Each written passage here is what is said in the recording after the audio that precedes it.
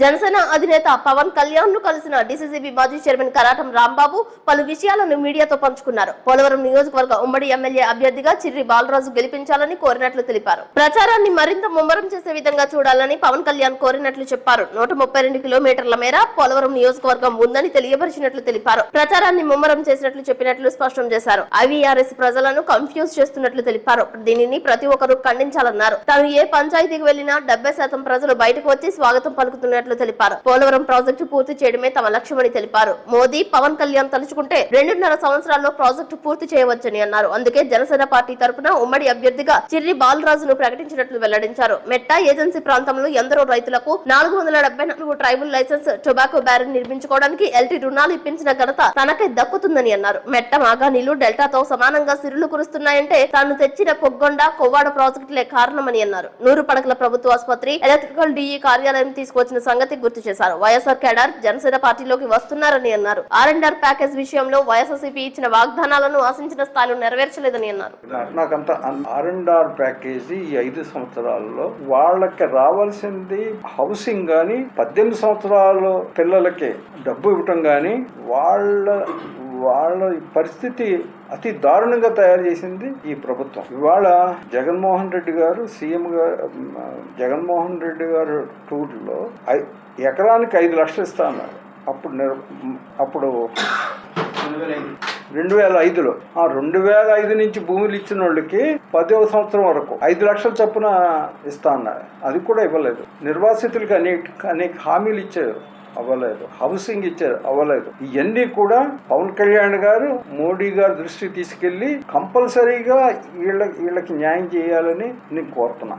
వాళ్ళు పడే బాధలు మీకు తెలుసు, ఓకేనా? ఇప్పుడు మోడీ గారికి పవన్ కళ్యాణ్ గారికి ఉన్న సంబంధం మొత్తం ప్రెస్ కానీ మన రాష్ట్రంలో ఉన్న అందరికీ తెలుసు. పోలవరం 2.5 సంవత్సరాల్లో పూర్తి చేయొచ్చు మోడీ గారు తలుచుకుంటే, పవన్ కళ్యాణ్ గారు గట్టిగా పట్టుకుంటే. ఈ సీట్ తీసుకోవడం కూడా దాని గురించే తీసుకున్నాడు ఆయన. ఇదిగో నేను ఈ సీట్ నెగ్గించాలని ఆయన పిలిస్తే వెళ్ళాం. ప్రచారం ఇంకా స్పీడప్ చేయాలి అని చెప్పారు.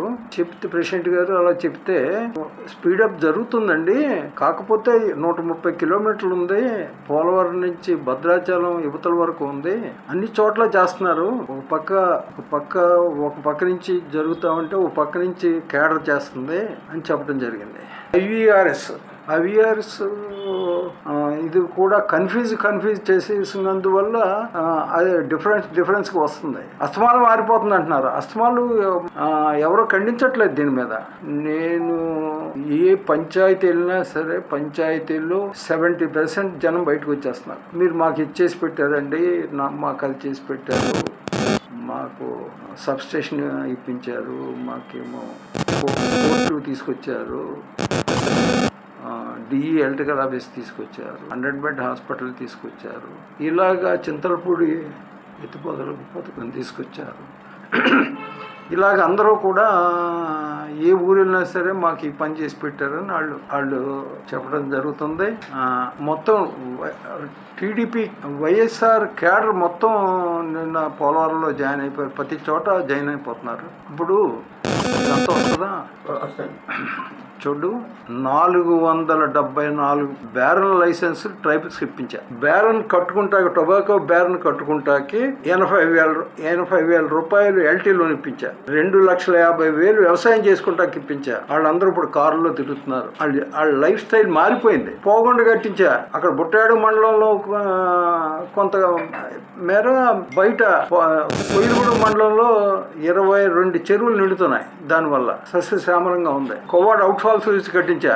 నా పేరు గడ్డిమడుగు రవికుమార్, జిల్లా జనసేన పార్టీ కార్యదర్శి. నిన్న DCCB chairman, ex chairman Karatam Rambabu గారు, అలాగే నేను కూడా పవన్ కళ్యాణ్ గారి ఆఫీస్ కి రమ్మంటం జరిగింది. పోలవరం నియోజకవర్గం సబ్జెక్టు మీద కళ్యాణ్ గారు సుదీర్ఘ చర్చ జరిపారు. దాంట్లో భాగంగా పోలవరం ఎట్టి పరిస్థితుల్లో జనసేన పార్టీ అభ్యర్థిని నెగ్గించుకు రావాలి, దానికి ప్రణాళికలు సిద్ధం చేయాలని చెప్పేసి మన ఏజెన్సీ పెద్దలైన రాంబాబు గారిని కళ్యాణ్ గారు చెప్పడం జరిగింది. ముఖ్యంగా ప్రచారం ముమ్మరం చేయటం, అలాగే పవన్ కళ్యాణ్ గారి పర్యటన కూడా రూట్ మ్యాప్ సిద్ధం చేసి ఏ మండలాల నుంచి నేను స్టార్ట్ చేస్తే ప్రచార కార్యక్రమం బాగుంటుంది చిరుబారులతో అని చెప్పేసి సిద్ధం చేయమని చెప్పి రాంబాబు గారిని కోరడం జరిగింది. కాబట్టి ముఖ్యంగా ఇవాళ జరిగే ఈ పరిణామాలన్నీ కూడా ఇక్కడ తెలుగుదేశం కొంతమంది వ్యక్తులు చేసే కార్యక్రమాలను కూడా కళ్యాణ్ గారి దృష్టికి తీసుకెళ్లడం జరిగింది. ఆయన చంద్రబాబు నాయుడు గారితో మాట్లాడి ఈ ఇష్యూని తక్షణం ఇవాళ రేపట్లో ఆ ఇష్యూని క్లోజ్ చేస్తానని చెప్పడం జరిగింది. అలాగే ఈ పర్యటనలో భాగంగా ముఖ్యంగా పవన్ కళ్యాణ్ గారు చెప్పింది రాంబాబు గారికి పోలవరం సీటు నెగ్గించుకు రావాలని చెప్పేసి ఆయన పూర్తి రాంబాబు గారి ఆధీనంలో ఈ కార్యక్రమం అంతా జరిగేలాగా చూస్తానని చెప్పేసి పవన్ కళ్యాణ్ గారు మాట ఇవ్వడం జరిగింది.